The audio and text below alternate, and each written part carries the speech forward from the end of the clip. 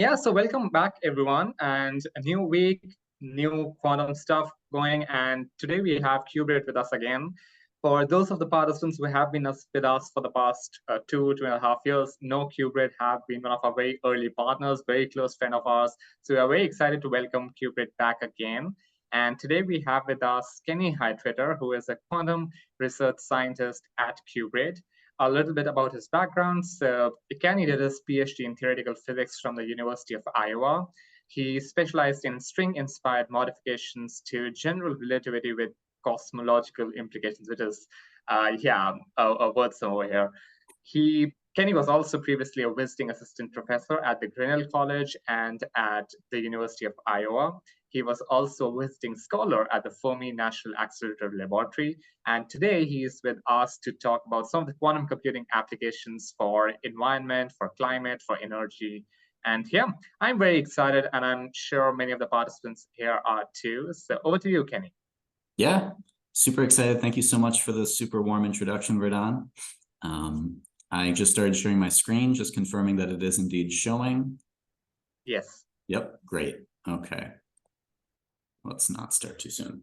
All right, wonderful. Let's go ahead and get right into it. So yeah, my name's Kenny Heitritter. I'm here from qBraid, which Vardaan just nicely introduced. I'm going to be hopefully enlightening you a little bit on some of the work that we've been doing surrounding some quantum computing pipelines that we've been building, and describe a little bit how they might be applied to fighting climate change, which is not something that we've necessarily explored a whole lot to this point, but is something that we are currently working on in the present and in the near future.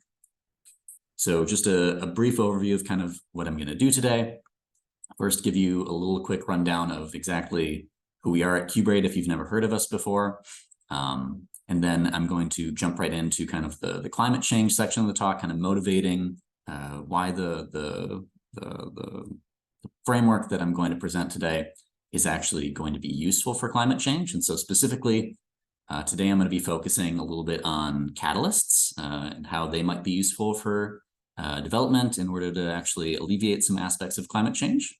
And then I'm going to go into talking about this pipeline, which we call QuantaBind, which is a kind of generic pipeline for calculating ground states of complicated electronic structure problems. And so obviously, this has been a project that's been effectively a year in the making at this point. So I won't be able to go into all of the details about it, but I'll hopefully give you enough of like a taster that maybe you'll get a little bit excited. I do have some references left at the end of this presentation that I'll make sure I'll show everybody at the end. So you can go explore a little bit more on your own if you want. And then you're also more than welcome to contact me or us at qBraid if you're interested. And so all the pieces of those pipelines, I'll just introduce quickly.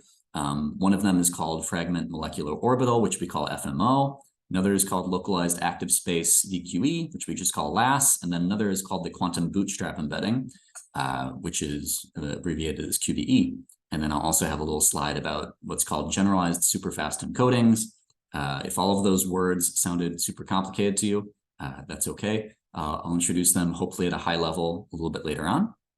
And then at the very end, I'm going to give you some very tentative results from this pipeline in terms of some calculations we've been doing for some systems that are kind of test systems at this point, and kind of what the future is of this project. All right. So first of all, who are we? And I should first of all, say, who am I? Well, I'm Kenny Heitritter. I'm a quantum research scientist at qBraid, as Vardaan already said. And who we are scientists, we're developers. And kind of our goal with the company is to effectively build the best tools that enable the quantum ecosystem to do its best work. And so we're primarily composed of PhDs, of which I'm one of the PhDs that works at qBraid right now. We're a relatively small startup, so you might hear some talks from other quote unquote startups that are like 100 people plus. We're right around like 10, 11 people or so. We're based out of Chicago. We've been around for a few years now. And yeah, so we're super excited to be able to talk to you today. Kind of the main thing that people know about qBraid is maybe what you've heard of is called qBraid Lab. And so what qBraid Lab is, the kind of punchline is that you get 0 and 1 not in hours, but in seconds. And so the the whole kind of product there is that we have a really, really nice, fully fleshed out, kind of fully interactive Jupyter Lab interface where you can log in with Google. You can create your own sign-in if you want to. And you can be up and running with access to a large variety of quantum computers and quantum software within like just a few minutes, potentially. Depends obviously on how many people are on the platform at that point in time. But the whole point is that you should just be able to log in, get access to all the quantum computers that you want, all the quantum software that you want. You shouldn't have to be kind of like fighting for contracts with AWS. You shouldn't have to be fighting for contracts with IBM. You should just be able to go to qBraid and get access to everything. Okay, and so on the right-hand side, I've got a few of the highlights that I want to describe for what qBraid Lab kind of offers. And on the left, you'll see just keeps playing over and over, maybe potentially a little bit annoyingly. It's just a little animation that shows how you log into qBraid. It just shows the user interface, how quick it is. But on the right, so our platform is both Python compatible, it's Julia compatible, it's C++ compatible. And in fact, we are basically the only platform where you can get quick access to Intel's new Quantum SDK. And so in fact, if you go to Intel's website for the Intel Quantum team right now, and you look up the Intel Quantum SDK, you actually find that qBraid is literally like one of the primary solutions they list right there for getting access to it.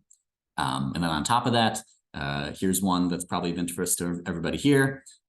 So for, I think it was a hackathon last year, we had rolled out this Julia compatibility where we have Blockade, which is a neutral atom computing platform that uses a different language called Julia, in which last year, when a lot of the Womanium hackathon teams were working, apparently 90% of those users chose to use qBraid for that neutral atom computing software.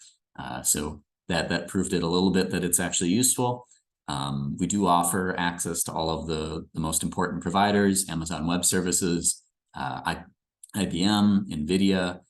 In fact, we do have GPUs that run out of the box for quantum. So we do have quantum packages that are already built and enabled that you can just launch with the GPU, and you can do simulations more quickly than you can with the CPU if you're really interested in that.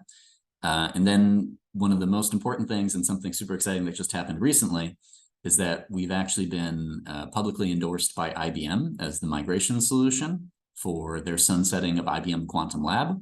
So if a lot of you maybe potentially were using IBM Quantum Lab in the past, here's a quote from Jay Gambetta, the VP of Quantum at IBM, publicly stating that we're actually kind of like one of the preferred cloud providers for all of the stuff that used to exist there. Okay, so let's get moving along into the actual meat of this talk. If you have questions about qBraid, feel free to talk to me after the fact. But so here's what I'm going to talk about. It's a project called QuantaBind. It's effectively a project that we were awarded after submitting an application sometime, I think like last April or so. Down here on the right are the PIs that are associated with this proposal. So Kanav Setia, he's our co-founder and CEO. Laura Gagliardi, professor at the University of Chicago in chemistry. Troy Van Vooris, he's a professor of chemistry at MIT, where he's the director of the chemistry department currently. Yuri Alexeyev is also on there. He's a scientist at Argonne, although he's going to be moving somewhere else very soon. I won't say because I'm not sure if that's public information yet.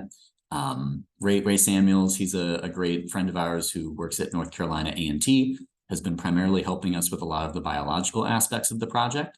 And then we also have Nate Gemelke and Shengtao Wang, who are both higher-ups at QEra Computing, the neutral atom quantum computing company you might know about. And so I'm going to talk about a little bit about this project today. I know it's going to be brief, but so those are the people involved with it, at least at the PI level. Of course, there's lots of people working on this project for every single name and face that you see on here. There's a whole group of graduate students. There's a whole group of researchers, of which I'm a part of one of those teams. Of course, I'm on the qBraid team. So the Q4Bio project, effectively, like, what is it? It's a competition originally to find impact for healthcare problems that exist in the world, like large scale healthcare problems, to try to find quantum solutions that might be useful for them in a specific zone of target resources. And so that zone of target resources is supposed to be like maybe we'll have access to a quantum computer with like 100 to 300 qubits and be able to execute program depths of like 10 to the 5th to 10 to the 7th in a few years, 3 to 5 years or so.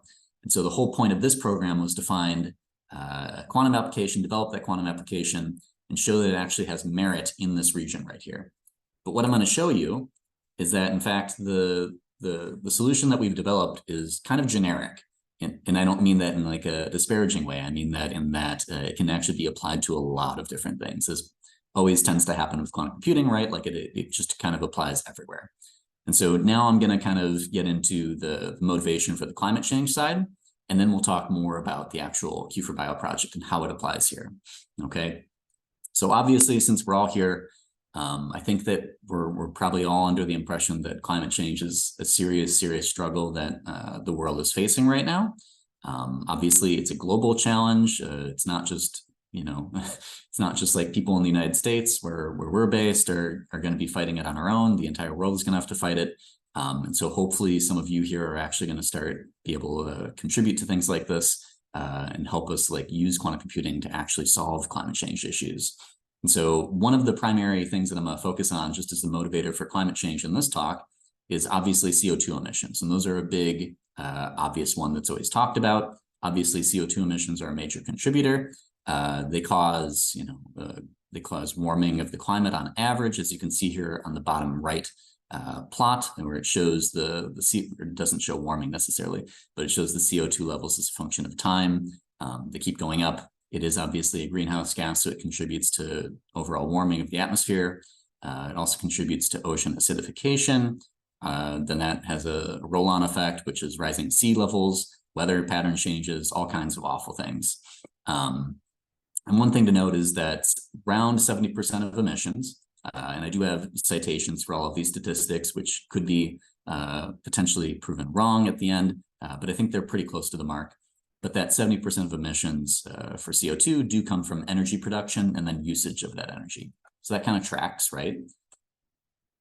Moving on. What we're going to kind of focus on for the motivation here today is catalysts. Okay, so what is a catalyst? And I would say, like, does anybody know? And let somebody chime in if this was a class. It's not, so I'll just answer the question myself. Effectively, what a catalyst is, it's something that comes up in chemistry. And it's basically a thing that exists in a reaction where that thing is not getting used up, but is instead kind of making the reaction proceed more easily, okay? And so on the right-hand side right here, I've got a little pulled animation which just ran, which shows something called the Haber process, which is a process that is involved in producing ammonia, which is actually useful in creating fertilizers that then have roll-on effects where you're actually growing crops, and then those crops are being used to feed livestock, feed people, feed everybody. And it turns out that actually this Haber process right here, this thing that produces this ammonium nitrate, consumes around 3 to 5% of the entire world gas production. I actually didn't know that before kind of doing some of my background research before this talk, but it's kind of a staggering realization, right? Like 3 to 5% doesn't seem like a lot, but when you're talking about the entire world's gas production, it's pretty considerable. So catalysts are super important in making sure that these reactions proceed as efficiently as possible. And so therefore, if you're able to create better catalysts that don't break down, catalysts that allow you to create better materials, it's very, very possible that you can do all kinds of very, very interesting things. One of which is actually to do carbon capture. So if you want to do carbon capture, you need to find a way to get that carbon out of the atmosphere. And there might even be ways that you could use catalysts at the sources where this CO2 is being produced to potentially cause there to be less pathways to the CO2 emission to begin with. And so catalysts and their role in combating climate change are kind of listed right here.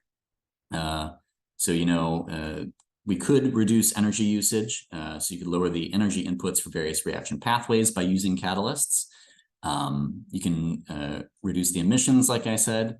So there are some citations right here that list some promising ways for reducing CO2. And then some specific examples. Some catalysts can be very, very organic. Others can be metal-based, and the metal-based ones are the kind of things that I want to focus on right here. And so copper iron, nickel, lots of like these transition metals turn out to be very, very useful from a catalyst perspective. And so a copper catalyst for CO2 conversion, hydrocarbon fuels, was actually described in a paper that I cite right here, number 2. And then there's also the so-called metal organic frameworks, which is another type of catalyst production that involves transition metals that convert CO2 to methanol and also can be used for CO2 capture. So that's in citation number 3 at the very end. So kind of the hope here is that catalysts, being as important as they are to the entire world and the entire ecosystem surrounding what's causing climate change, if you can improve those kind of at the base level of like where the emissions are being produced, or even further down the line at capturing them, you could drastically reduce CO2 emissions if you can create these things successfully.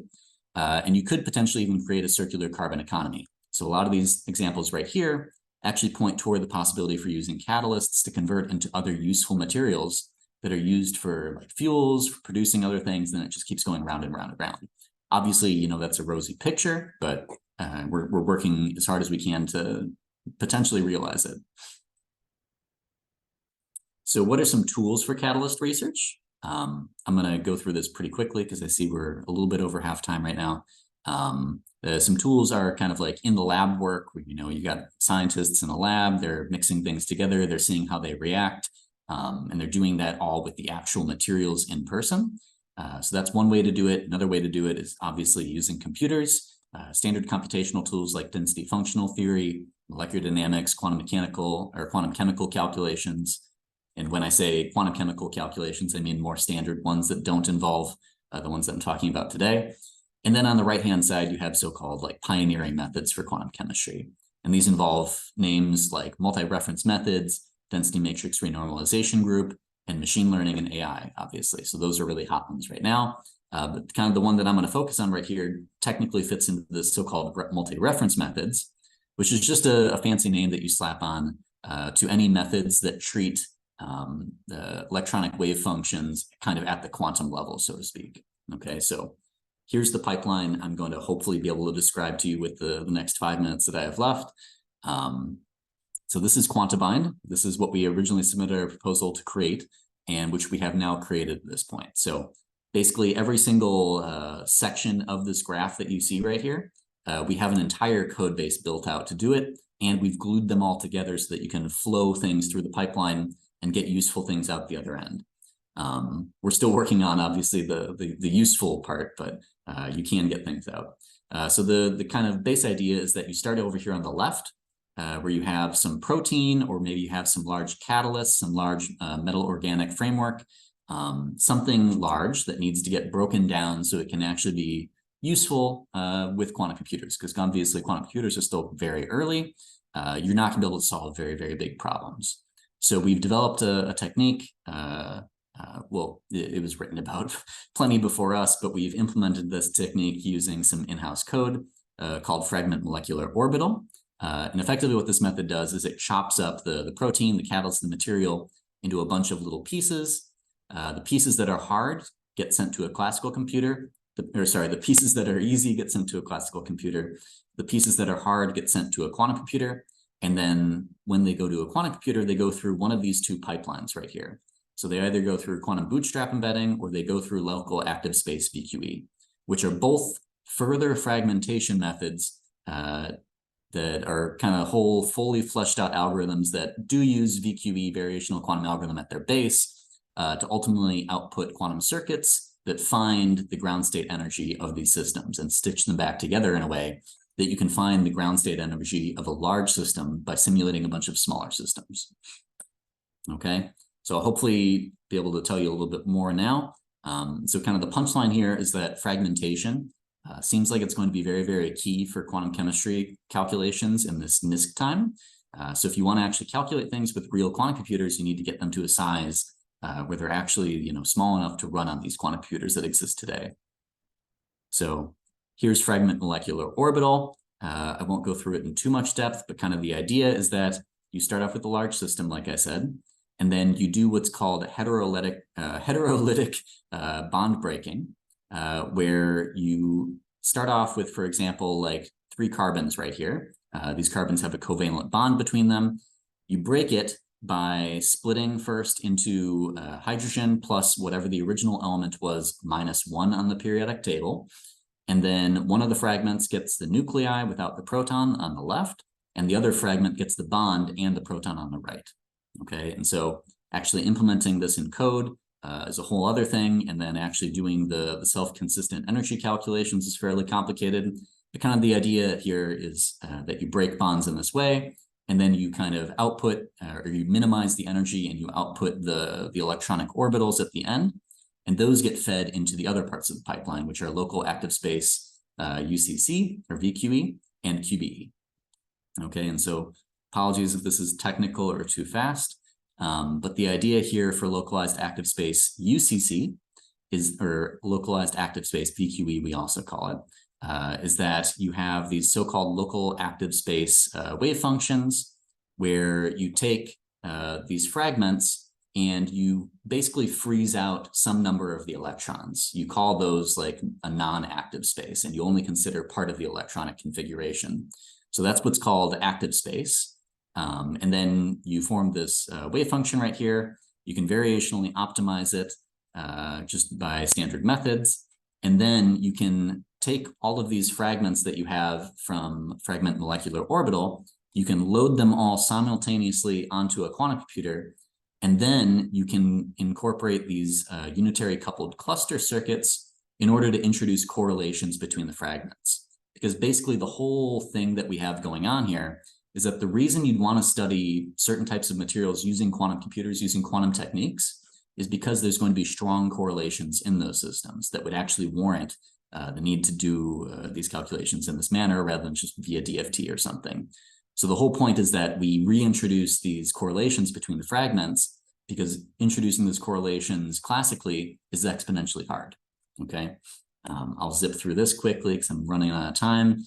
So we've got also quantum bootstrap embedding, which is a very similar technique to the one that I just mentioned before. But in essence, what it does is it can take these fragments, it can run them all individually on a quantum computer, and then take the results and on a classical computer, stitch them all together. So in fact, it makes it easier to utilize quantum computers that are smaller, but potentially that might be more available, okay? So there's lots of terms on here that I could spend an hour going into, but I won't. And Vardaan, feel free to cut me off whenever you need to, but I'm nearly through the slides.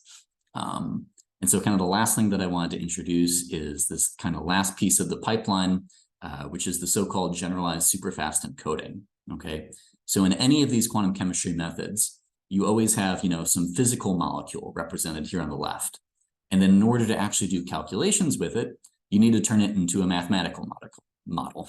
And so what that is, right, is you define some basis set for your electronic wave functions, and then that becomes your mathematical model of the physical molecule, okay? In order to get from those orbitals, those wave functions, to the actual quantum computer where you can actually run these things, you now need to map so-called fermionic excitations, which is what exists at this point right here, into qubit world, into the quantum world, right? And so in order to do that, we utilize something called generalized superfast encoding, which we also call GSE. And there's a citation to it in 7. And so it's a way to map between these two worlds, the chemical world and the quantum world. One thing that's very, very nice about GSE is that it actually provides a very straightforward route to both error mitigation and error correction, because basically GSE has inherent stabilizers in it. And so you can measure these stabilizers occasionally. And if you see that something bad has happened by measuring a stabilizer that's, you know, supposed to be a +1 when it's a -1, you can say, oh, well, an error occurred. I'm going to throw out that measurement. Or if you have the ability, you can actually correct measurements, or you can correct the calculations. So that's why GSE is so powerful, and potentially a lot more of a game changer than a lot of the other fermionic encodings you might be used to, like Jordan-Wigner, Bravy-Kitaev, and parity mapping. So here's just some very quick preliminary results that we have from the QuantaBind pipeline. And so we've been able to demonstrate basically near state-of-the-art results for local active space VQE, which are listed right here for a specific coordination of a copper atom with a piece of the protein that we're studying in the QuantiBind Q4Bio project, which is a piece of a protein called amyloid beta, which is actually involved in Alzheimer's. So we're calculating the binding energy of this copper atom binding to this atom, because that's classically a difficult thing to do. We got some really, really good results right here. We're also able to show that QBE seems to be scaling super, super well. So you're able to obtain better than chemical accuracy with both of these techniques, which is pretty impressive. And it also appears that as you scale up in the size of these fragments that you feed through the pipeline, you're also able to do very, very well. Okay. And so just to recap, here was the pipeline that I just tried to describe to you in, 10 minutes or so, 15 minutes or so. So you started with some large structure, some large protein catalyst material. You fed it through FMO, it breaks it up, and then those further fragments get fragmented even more in these two kind of parallel methods, local active space VQE and quantum bootstrap embedding, in which both of those methods, GSE is a very, very key component that makes it easier to do error mitigation and error correction in order to actually use quantum computers in the near term. So future plans for us at qBraid right now for this project are do better VQB initialization using methods like Kafka, which you might have heard of. This is basically a Clifford-assisted way to initialize your VQE circuits. So Clifford gates are classically easy to simulate. And so what you can do is you can just convert all of your gates to Clifford gates, and you can do simulations that way on a classical computer. Find a good point and then feed that to the quantum computer to start off at that point rather than at a point that might be further away from convergence. We're going to be looking into AI-assisted quantum circuit optimization, which is obviously interesting probably to a lot of people here. We're going to be looking at actually doing a demonstration relatively soon using GSE to do error mitigation and correction with noisy systems, likely using either IBM systems or QAra's quantum computer. And then right down here, we're going to have an optimization for QAra's neutral atom hardware. They are the people that we've been partnering with most closely so far for the Q4Bio competition. So our kind of objective is to kind of push the state-of-the-art results out with the computers that we have today. And to do that, you really do need to work very closely with quantum computing providers.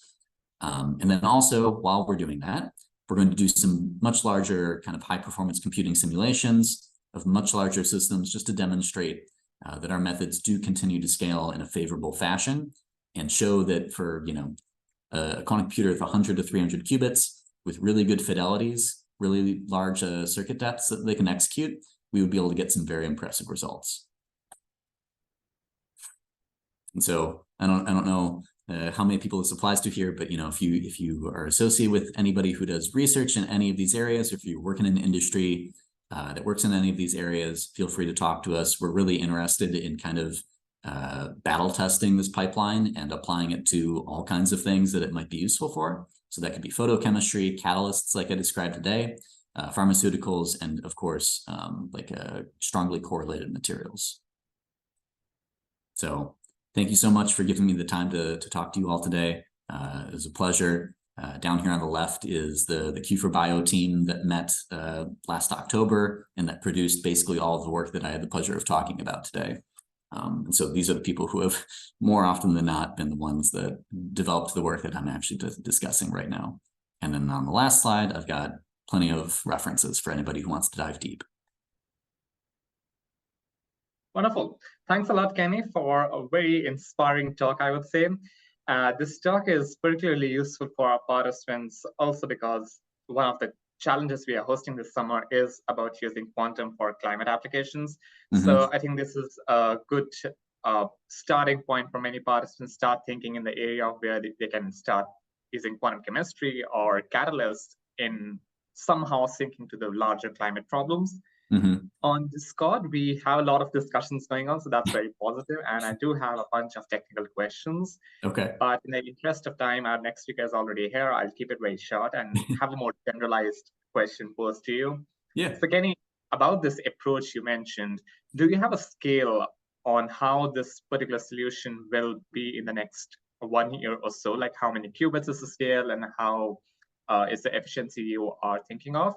Also, another point, if a participant wants to try a similar solution for the challenge, or maybe perhaps they want to do a project on their own, do you have some tips and tricks or maybe a guideline on what can be done realistically and what is a really far-fetched approach for this? Yeah. Okay, so first of all, for the next year or so, what we're targeting are classical simulations, right? We are going to be doing some small scale quantum testing, but quantum computers are still not where we need them to be. So kind of the systems that we've tested so far kind of hit like the 16 to 25 qubit range, I would say. Like those are things that we've simulated up to this point. And the reason that is kind of low is because doing the simulations, like the circuit depths are just so deep, like it takes a long time to simulate these things and get VQE to converge properly. So for the next year, we're still going to be targeting simulations of quantum computers. We're probably going to be hitting closer to like the 30 to 35 to 36 qubit range. And that's going to be utilizing like large GPU clusters that we're going to be paying dearly for to NVIDIA, who can increase their market cap even more. So yeah, that's effectively what we're targeting. If somebody wants to approach a similar project like this, I would say really the most important thing is getting like a good diversity of talent. Like the picture that I showed you before, it comprises quantum computing experts, chemistry experts, programming experts, biological experts. Like it just spans the entire gamut. So in order to make sure that you're like properly aligning with the right types of problems, you need to make sure that you have that kind of know-how. And then additionally, I don't want to like tease it too much, but we might be open sourcing some pieces of the code base that I showed you right now. Might. Fragment molecular orbital is probably the one that I would say is going to be the easiest to open source in the near term. So maybe look out for that. But then also there's just plenty of like open source stuff that you can start with from Qiskit. We use lots of PySCF, but otherwise, yeah, it's really just about making sure that you have people with like good expertise on board. Right. Okay. Yeah. Thanks a lot, Kenny. And I hope the participants are interested in contributing to qBraid once it's open source, or maybe just getting back to you, perhaps joining qBraid in the near term as well. I'm expanding your team very quickly. So yeah. I do have a lot of questions on Discord, so I'll just compile them and mail them over to you so you can answer them at your own pace, and then I can get back to the participants. That sounds great. Okay. Yeah. Thanks a lot once again, Kenny.